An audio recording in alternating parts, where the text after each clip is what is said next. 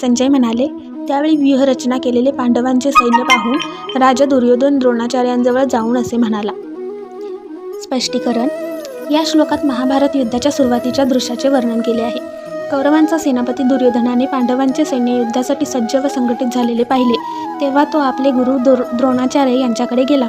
दुर्योधनाच्या या कृतीतून त्याची मानसिक स्थिती आणि भावना प्रकट होतात. पांडवांचे सैन्य पाहून तो घाबरला आणि थोडा घाबरला, कारण त्याला समजले होते की हे युद्ध इतके सोपे नाही. त्याला पांडवांचे सामर्थ्य जाणवले होते आणि म्हणून त्याला आपल्या गुरूंकडे जाऊन माहिती द्यावीशी वाटली. दुर्योधनाच्या या मनस्थितीवरून आपल्याला समजते की युद्धाच्या अगदी सुरुवातीलाच आपल्या सैन्याच्या ताकदीचे आणि पांडवांच्या सामर्थ्याचे आकलन करण्याची गरज भासली होती. या घटनेतून दुर्योधनाची चिंता, त्याचा अहंकार आणि त्याच्या राजेशाही प्रतिष्ठेची आसक्तीही दिसून येते. अशा प्रकारे हा श्लोक कौरवांची मानसिकता आणि महाभारत युद्धाच्या सुरुवातीच्या क्षणांमध्ये दुर्योधनामध्ये चाललेला भावनिक गोंधळ यावर प्रकाश